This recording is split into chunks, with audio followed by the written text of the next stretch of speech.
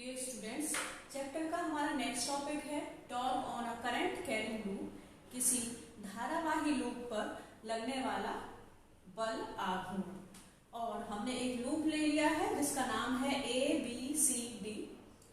इसमें जो current flow हो रही है वो I है, जिसकी डायरेक्शन को एरो से रिप्रेजेंट किया गया है। यहाँ पर जो हमने ये लूप लिया है उसकी जो चार भुजाएं हैं उसमें AD बराबर है BC के, और इसको हमने रिप्रेजेंट किया है B से। इस भुजा का जो मान लिया है हमने वो है B। ऐसे ही AB बराबर है CD के, और इसको हमने बराबर मान लिया है स्मॉल l के। F1, F2, F3, F4 चार फोर्सेस कार्य कर रहे हैं जब ये लूप रोटेट होता है। जब तक ये रोटेट नहीं होगा तब तक इस पर कोई मैग्नेटिक फोर्स नहीं लगेगा, ऐसा आपको बता दिया गया था। तो ये जो लूप है वो क्या कर रहा है, रोटेट कर रहा है, टर्न कर रहा है, बार बार दोलन कर रहा है। और दोलनों की संख्या का जो रोटेशन है उनकी संख्या को हमने n से रिप्रेजेंट किया है। जो मैग्नेटिक फील्ड है, चुंबकीय क्षेत्र, उसको B से रिप्रेजेंट किया गया है। जो एंगल्स बन रहे हैं अलग अलग पॉइंट्स पर उनको थीटा और अल्फा से रिप्रेजेंट किया गया है। जो टॉर्क है, जो जब ये लूप रोटेट होता है तब जो टॉर्क है जो रिस्पॉन्सिबल होता है इसको रोटेट करने के लिए, बल आघूर्ण की वजह से ही ये जो लूप है वो गति कर पाता है। तो उसको हमने टाउ से रिप्रेजेंट किया है। मोमेंट ऑफ टॉर्क को किससे रिप्रेजेंट किया गया है, टाउ से। F1, F2 दो अलग अलग डायरेक्शन में सिमिलर फोर्सेस हैं, समान बल है, लेकिन इनकी डायरेक्शन कैसी है, अलग अलग है। F3, F4, ये F3 है, F3 और F4 भी अलग अलग डायरेक्शन में है, लेकिन इनका जो मैग्नीट्यूड है वो इक्वल है और ये एक दूसरे के पैरेलल है। कैसे है, एक दूसरे के समांतर है, और इनका परिणाम भी कैसा है, समान है, बराबर है। तो सबसे पहले क्योंकि ये जो लूप है वो रोटेट कर रहा है, चक्कर लगा रहा है, और जब ये कोई कण है या कोई लूप है या कोई आवेश है गति करता है तो मैग्नेटिक फोर्स प्रोड्यूस होता है, चुंबकीय जो बल है वो उत्पन्न होता है। और वो चुंबकीय बल हम निकालेंगे पहले, मैग्नेटिक फोर्स ऑन, हम पहले इस भुजा पर, ये जो हमने ली है DA, करंट की डायरेक्शन किधर है, D से A की ओर है, तो हम जो आर्म है DA उस पर क्या निकाल लेंगे, मैग्नेटिक फोर्स, चुंबकीय बल DA पर। और इसका फॉर्मूला आपको पहले बताया गया है। चुंबकीय बल क्या होता है, IB। I क्या है, जो करंट है हमारे उसको हमने I से रिप्रेजेंट किया है। B क्या है, हमारा मैग्नेटिक फील्ड, चुंबकीय क्षेत्र। और जो भुजा है वो हमने कौन सी ली है, DA। और ये जो एंगल बन रहा है ये वो कितने का बन रहा है, पूरा 180 का। पूरा एंगल कितने का बन रहा है, ये 180 का, और इतना कितना है, अल्फा। तो जो हमारा एंगल बनता है वो हो जाता है 180 माइनस अल्फा, क्योंकि पूरा 180 है उसमें थोड़ा सा अल्फा है, तो जो एंगल बना साइन के साथ वो कितना हो जाएगा, 180 माइनस अल्फा। DA जो हमारी भुजा है DA उसको हमने किससे रिप्रेजेंट किया है, B से, तो हम इसकी जगह क्या रख देंगे, B। और साइन 180 माइनस अल्फा होता है साइन अल्फा। ये हमने मैग्नेटिक फोर्स निकाला है F1 जो यहाँ पर कार्यरत है। ऐसे ही हम किस पर निकालेंगे, इसकी जो अपोजिट आर्म है उस पर निकालेंगे, और वो है BC। अब हमने किस पर निकाला है, BC। सिमिलरली हम BC पर निकालेंगे, और यहाँ पर जो फोर्स लग रहा है वो है F2, और ये हो जाएगा IB BC। और यहाँ पर भी सेम है, ये पूरा एंगल 180 का है, ये जो पूरा एंगल है वो 180 का है, और इतना कितना है, अल्फा है। तो हम जो एंगल लेंगे वो कितना हो जाएगा, 180 माइनस अल्फा। और F2 कितना आ जाएगा हमारा, जब BC बराबर किसके है, B के है, तो ये आ जाएगा IB B, और sine 180 minus alpha is sine alpha. तो ये हमने F1 और दोनों का फॉर्मूला है वो सेम ही है। F1 कितना है IBB साइन अल्फा, F2 कितना है IBB साइन अल्फा। और F1 F2 दोनों अपोजिट डायरेक्शन में सिमिलर फोर्सेज हैं। कैसे हैं? ये इक्वल फोर्सेज हैं लेकिन है कैसे? अपोजिट डायरेक्शन में। तो जब कोई समान बल होते हैं जिनकी दिशा विपरीत होती है तो उनका परिणाम ही कैसा हो जाता है? शून्य हो जाता है, क्योंकि बीच में साइन कैसा आता है? माइनस आता है। और बराबर बल है, जैसे कि 2 - 2 = 0, वैसे ही अगर कोई समान बल है जिनकी दिशा विपरीत है तो उनका परिणाम ही हमेशा ही कैसा होता है? शून्य। तो F1 और F2 का जो मैग्नीट्यूड है, magnitude of F1 and F2 would be 0 according to the condition of F1 and F2। तो जो F1 है और F2 है वो इक्वल एंड अपोजिट होने की वजह से इनका मैग्नीट्यूड कैसा हो जाएगा? इनका परिणाम ही हो जाएगा शून्य, 0 हो जाता है। अब हम बात करते हैं जो फोर्स लग रहा है ए बी पर। करंट की डायरेक्शन है ए से बी की ओर और वो फोर्स है F3। अब F3 होगा हमारा IB और जो भुजा है उसका नाम क्या है? AB। और यहाँ जो एंगल बन रहा है वो कितना है? 90, तो ये हो जाएगा साइन 90। और जो AB है उसको हमने बराबर मान लिया है L की। AB बराबर CD और उसको हमने किसके बराबर मान लिया है? स्मॉल l के। तो AB की जगह हम क्या रख देंगे? Small l। और साइन 90 की वैल्यू कितनी होती है? 1 होती है। तो 1 का मल्टीप्लाई किसी में भी करेंगे कितना ही आएगा? सेम आएगा। ऐसे ही हम जो हमारी एक और भुजा रह गई है इस लूप की, उस पर भी चुंबकीय बल निकाल लेंगे जो कि है CD और वहां पर जो बल लग रहा है वो है F4। ये भी सिमिलर होगा क्योंकि जो भुजा है वो CD है और एंगल कितने का है? 90 का है। तो जब हम CD का मान देंगे तो F4 आएगा हमारा IBL और साइन 90 की वैल्यू कितनी है? 1 है। तो F3 और F4 दिखाई दे रहे होंगे आपको। F3 F4 इसको हमने अलग से भी बना लिया है। ये है F3, ये है F4। अब आप देख पा रहे होंगे कि जो F3 और F4 हैं उनका मैग्नीट्यूड कैसा है? इक्वल है। परिणाम ही दोनों का कैसा है? समान है। दोनों एक दूसरे के समांतर हैं, पैरेलल हैं। अगर आप इसको ऐसे मिला दें, इसको थोड़ा आगे बढ़ा दें तो ये दोनों कैसे हैं? F3 और F4 एक दूसरे के पैरेलल हैं, समांतर हैं और एक दूसरे के अपोजिट डायरेक्शन में है। इनकी जो दिशा है वो भी कैसी है? विपरीत है।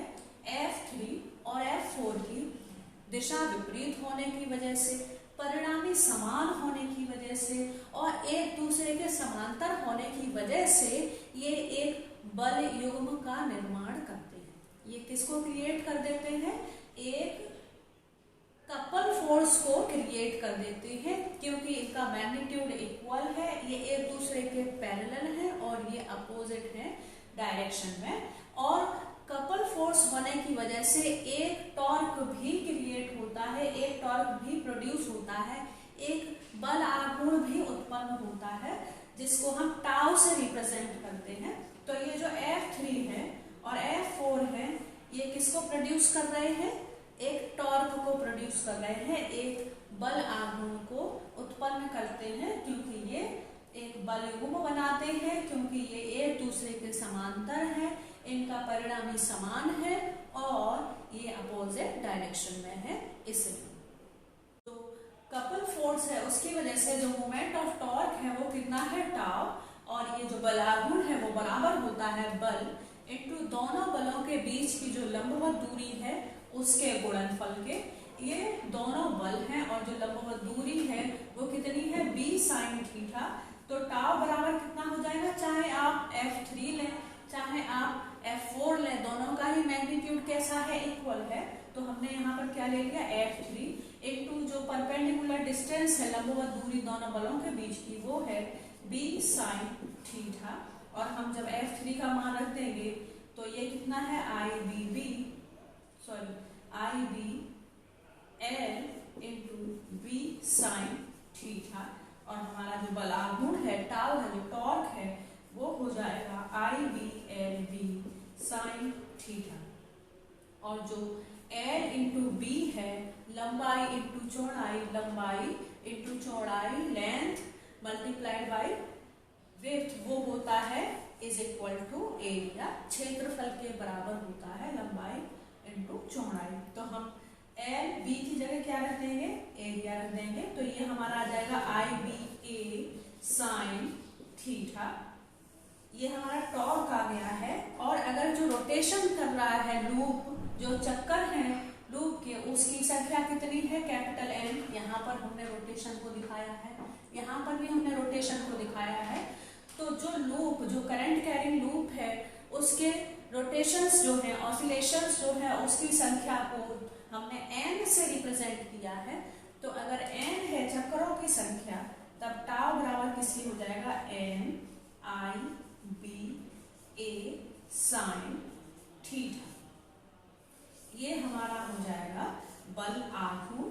और अगर आप एंगल को चेंज करना चाहें, थीटा को चेंज करना चाहें, अल्फा की फॉर्म में लेके आना चाहते हैं, तो आपको पता होगा ये जो टोटल एंगल बन रहा है वो 90 है। जहाँ पर रोटेशन हो रहा है यहाँ पर और यहाँ पर, तो ये जो टोटल एंगल बन रहा है वो कितना है, 90।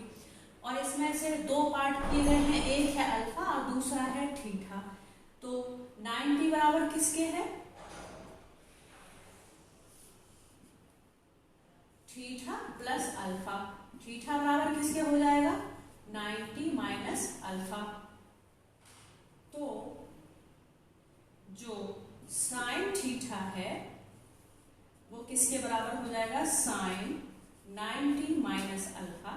आप यहाँ रख सकते हैं इसको, टाउ बराबर आ जाएगा N I B A sign 90 minus alpha. और साइन 90 माइनस अल्फा कितना हो जाएगा, साइन 90 माइनस अल्फा हो जाता है हमारा टाउ बराबर हो जाएगा N I B A cos alpha.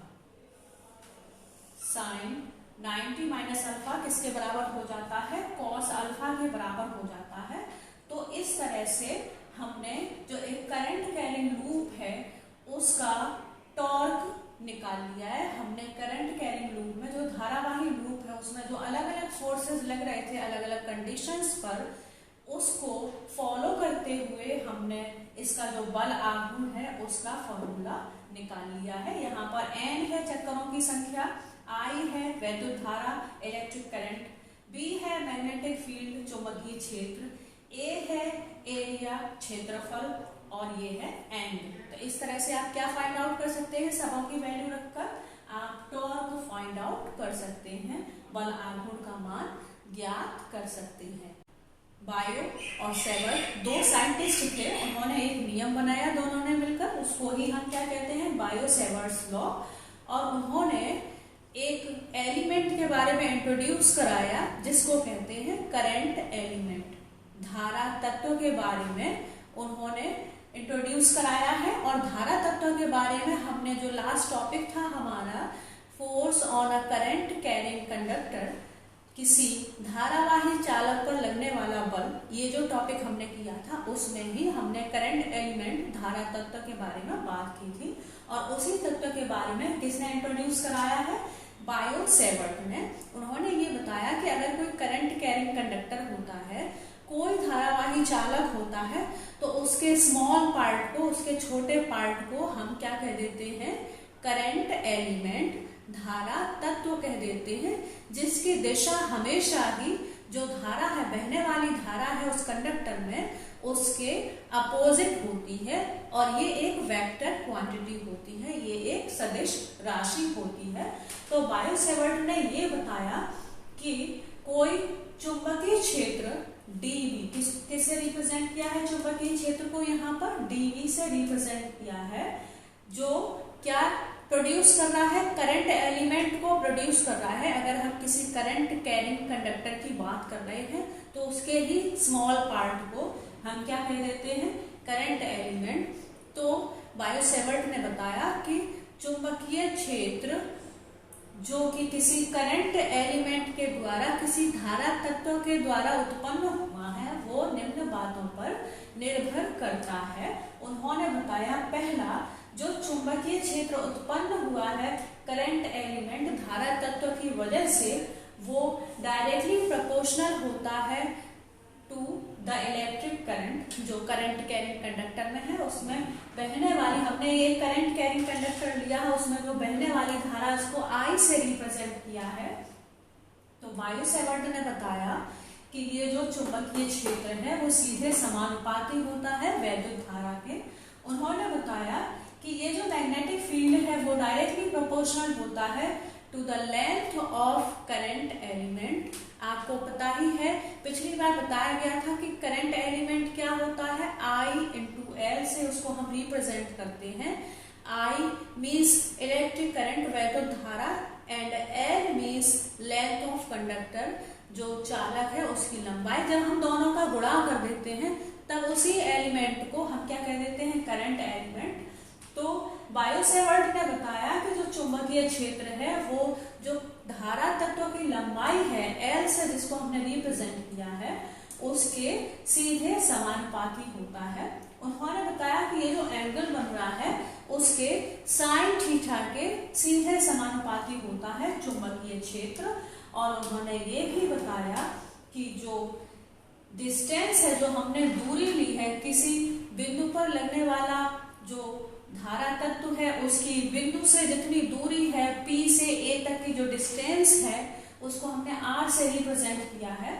तो बायो सेवर्ट ने बताया कि ये जो चुंबकीय क्षेत्र है मैग्नेटिक फील्ड, वो इनवर्सली प्रोपोर्शनल होता है to the square of distance, जो दूरी है उसके वर्ग के व्युत्क्रमानुपाती होता है चुंबकीय क्षेत्र। अब हम इन चारों को अगर मर्ज कर देते हैं तो जो dB है मैग्नेटिक फील्ड चुंबकीय क्षेत्र, वो किसके प्रोपोर्शनल हो जाएगा, I dl sine theta upon R square. और I dl को ही हम क्या कह देते हैं, करंट एलिमेंट धारा और लंबाई के गुणनफल को ही धारा तत्व कहते हैं। Product of electric current and length of conductor is called current element. और जब हम ये प्रोपोर्शनल का साइन हटाते हैं तो कांस्टेंट आता है K, और ये हो जाएगा I dl sine theta upon R square. और K एक मीडियम कांस्टेंट है, माध्यम का जो स्थिरांक है उसको हमने किससे रिप्रेजेंट किया है, K से, और इसकी वैल्यू होती है म्यू नॉट अपॉन 4 पाई। बायो सेवर्ट ने क्या बताया कि ये जो K है जो मीडियम कांस्टेंट है इसकी वैल्यू होती है म्यू नॉट अपॉन 4 पाई। तो जब हम यहाँ रख देंगे तब जो हमारा चुंबकीय क्षेत्र है dB वो बराबर हो जाएगा mu naught upon 4 pi R square into I dl sine theta. तो ये हमारा किसका फॉर्मूला आ गया है, चुंबकीय क्षेत्र का, जिसका मान हम निकाल सकते हैं। इन सभी राशियों की वैल्यू रखकर हम क्या फाइंड आउट कर सकते हैं, ये जो मैग्नेटिक फील्ड है जो करंट एलिमेंट की वजह से प्रोड्यूस हुआ है, उत्पन्न हुआ है, उसकी वैल्यू हम इस तरह से फाइंड आउट कर सकते हैं। बायो सेवर्ट ने बताया है कि किसी बिंदु पर लगने वाला धारा तत्व current element acting on a point in a current carrying conductor produce dB magnetic field को, चुंबकीय क्षेत्र को उत्पन्न करता है धारा तत्व किसी धारावाही चालक में। तो ये किसने बताया है, बायो सेवर्ट ने। अगर आप चाहें तो इसी धारा तत्व से मैग्नेटिक फ्लक्स की वैल्यू भी फाइंड आउट कर सकते हैं, आप मैग्नेटिक फोर्स की भी वैल्यू फाइंड आउट कर सकते हैं, आप मैग्नेटिक फील्ड की वैल्यू भी फाइंड आउट कर सकते हैं। हमारा नेक्स्ट टॉपिक है एम्पियर्स लॉ। एक साइंटिस्ट थे जिन्होंने धारा के बारे में, करंट के बारे में इंट्रोड्यूस कराया, और इनको हम एम्पियर कहते हैं। और उन्होंने इस मैग्नेटोस्टैटिक्स के लिए एक नियम बनाया, एक लॉ बनाया, जिसको हम क्या कह देते हैं, एम्पियर्स लॉ, एम्पियर का नियम। और उन्होंने ये बताया कि जब हम कोई क्लोज्ड कॉइल, कर्व या सरफेस ले लेते हैं, या हमने क्या ले लिया है, ये एक ऐसा सरफेस है जिसमें धारा प्रवाहित हो रही है, करंट कैरिंग लूप है, ये क्लोज लूप है ये, तो एम्पियर ने बताया कि ऐसे क्षेत्र है मैग्नेटिक फील्ड, जिसको हमने B से रिप्रेजेंट किया है, उसके चक्करों की संख्या, वो जितने भी सर्कुलेशंस होते हैं मैग्नेटिक फील्ड के, वो डायरेक्टली प्रोपोर्शनल होते हैं किसके, जो इसमें करंट फ्लो हो रही है, जितनी भी करंट्स फ्लो हो रही है, जिनको हमने I1, I2, I3 और I4 से रिप्रेजेंट किया है, उसके सीधे समानुपाती होता है। ये बताया है एम्पियर ने कि जो सर्कुलेशंस हैं मैग्नेटिक फील्ड के, वो सीधे समानुपाती होते हैं जितनी भी धाराएं बह रही हैं इस क्लोज लूप में उसके।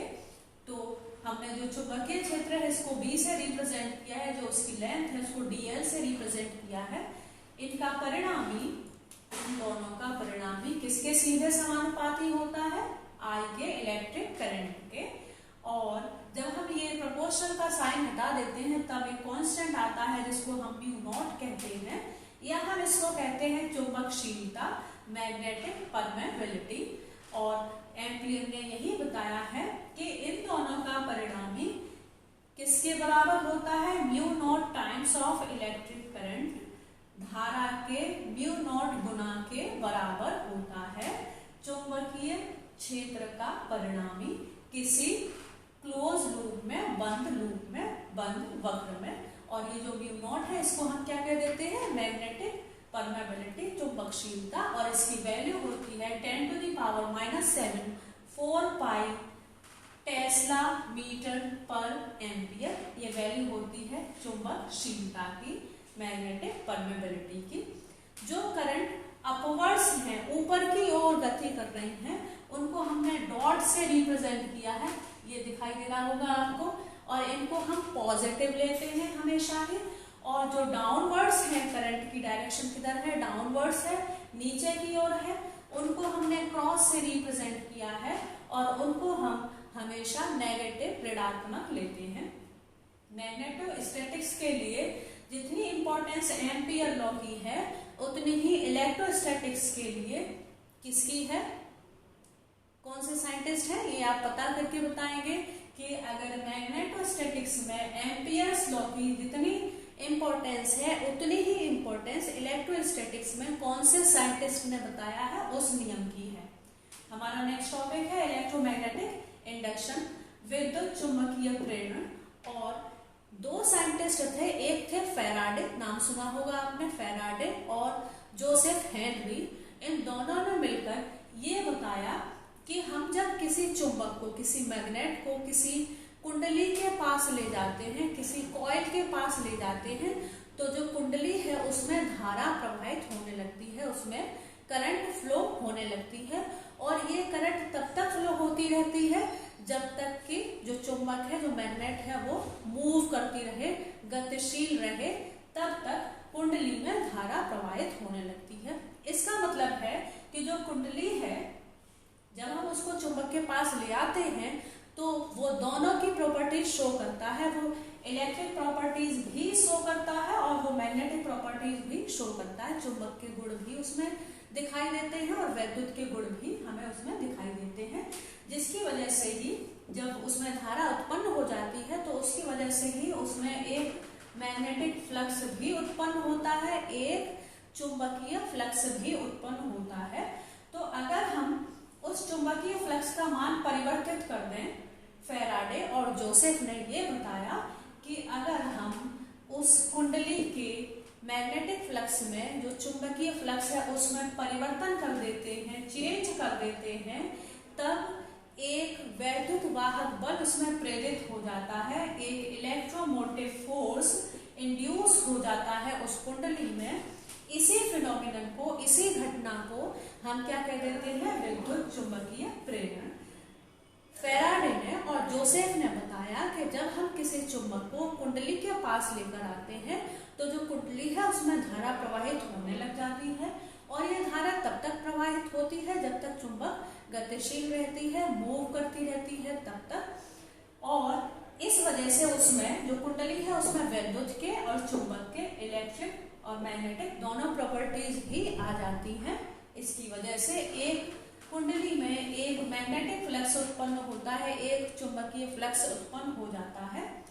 फैराडे ने बताया कि अगर हम उसका मान परिवर्तित कर देते हैं, जो मैग्नेटिक फ्लक्स है उसको चेंज कर देते हैं, उसकी वैल्यू को परिवर्तित कर सकते हैं, तो एक इलेक्ट्रोमोटिव फोर्स इंड्यूस हो जाता है, कुंडली के अंदर एक वैद्युत वाहक बल प्रेरित हो जाता है।